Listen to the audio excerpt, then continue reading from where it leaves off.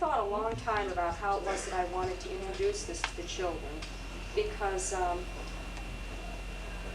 I had never really done anything like this before. I think I told people before we came to the in-services that I like to think that I have an experimental attitude about teaching, and I like to try ideas that I haven't tried before and try to predict what I can get out of them.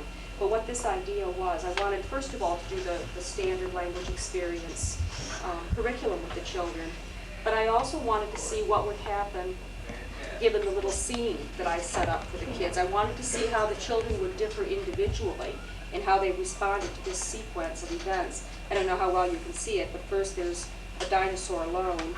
Then in the second picture, a little mouse is next to him. And in the third picture, the little mouse is holding a heart. And in the last picture, the dinosaur has the heart.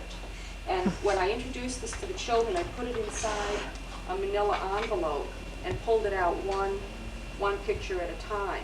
So and what I said to them was, here's a dinosaur. And then I said, oh, look at that. You know, I didn't say, and then the mouse came, you know, I kept it real open-ended, and then I showed them this one, and I said, and now something happened, and here's the last picture.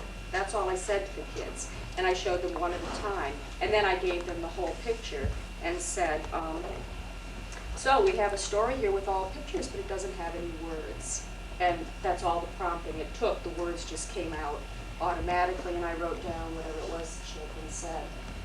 I want to read two of these to you. One, because it's the teacher's favorite, because it's such a wonderful example of what children can do with something like this.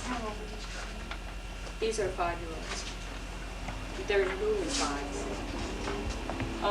The first little girl said, once upon a time there was a lovely dinosaur, and a mouse came along and he said, do you have any friends? And the dinosaur said no.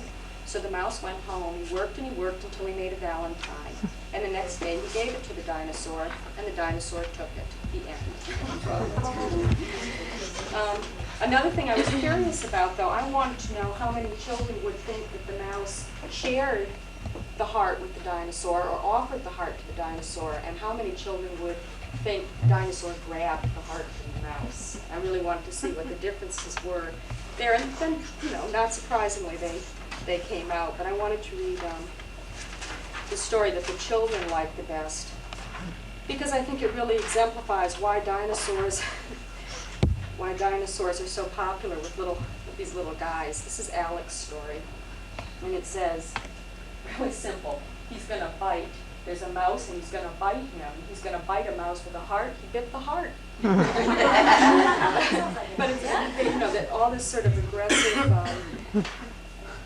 aggressive stuff comes out when you offer this sort of open-ended experience to the kids. So I'll pass this around too. All of the stories are amusing, I think, and quite cute, so you might want to